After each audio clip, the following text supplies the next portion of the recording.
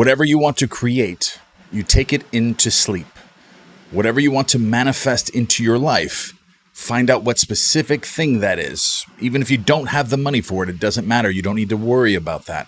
You don't need to wonder how. You only need to become who you need to be as you're going to sleep at night when you're entering the state akin to sleep. And in this video, I have something very special for you. This is a Neville Goddard lecture, a very rare Neville Goddard lecture where he covers SATs and what to do and how to create your visual scene and to create with your imagination as you're falling asleep at night. Now here is a practical technique. The first thing you do, you must know exactly what you want in this world.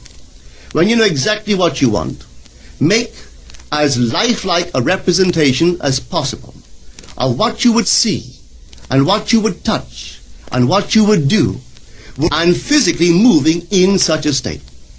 For example, suppose I wanted a home, but I had no money, but I still know what I want. Without taking anything into consideration, I would make as lifelike a representation of the home that I would like, with all the things in it that I would want. And then, this night, as I would go to bed, I would, in a drowsy, sleepy state, the state that borders upon sleep, I would imagine that I am actually in such a house, that were I to step off the bed, I would step upon the floor of that house. Were I to leave this room, I would enter the room that is adjacent to my imagined room in that house. And while I am touching the furniture and feeling it to be solidly real, and while I am moving from one room to the other in my imaginary house, I would go sound asleep in that state. And I know that in a way I could not consciously devise, I would realize my house. I have seen it work time and time again.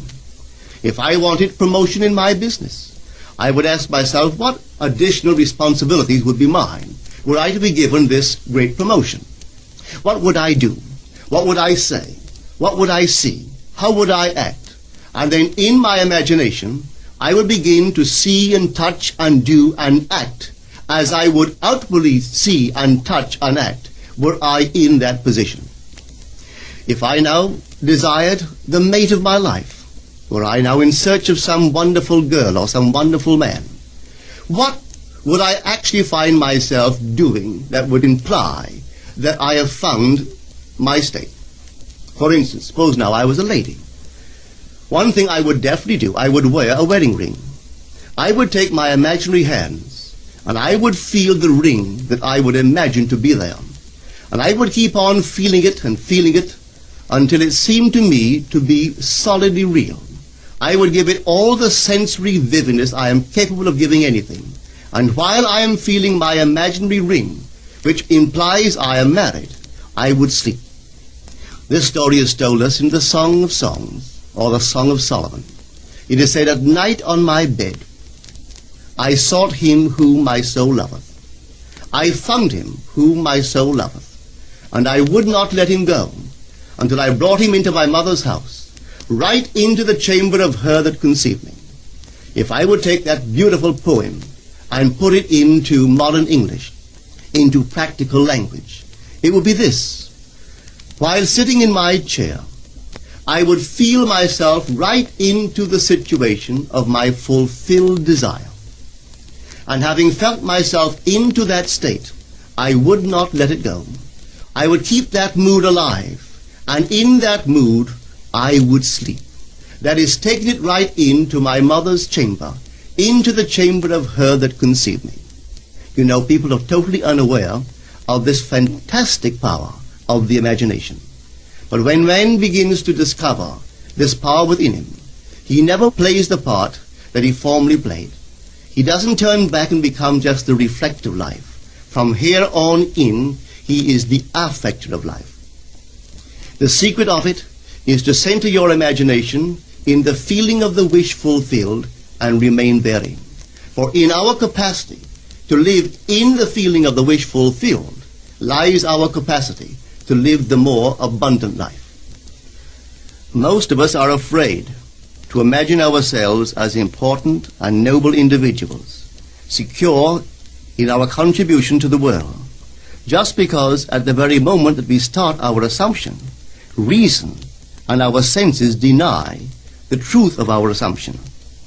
We seem to be in the grip of an unconscious urge which makes us cling desperately to the world of familiar things and resist all that threatens to tear us away from our familiar and seemingly safe moorings. But I appeal to you to try it.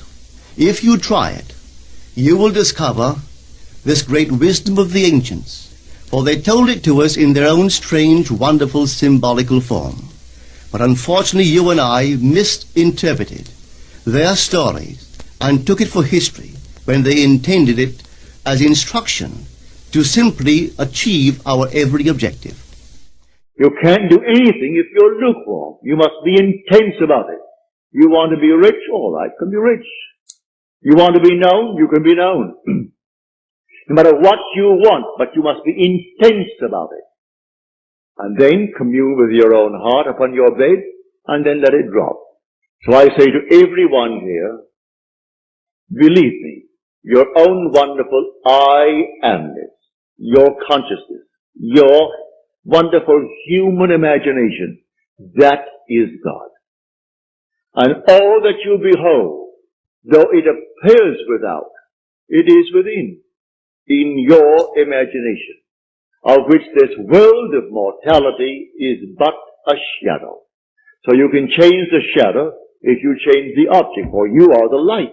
He said, I am the light of the world. Change the object that you're holding within yourself and identifying yourself with it.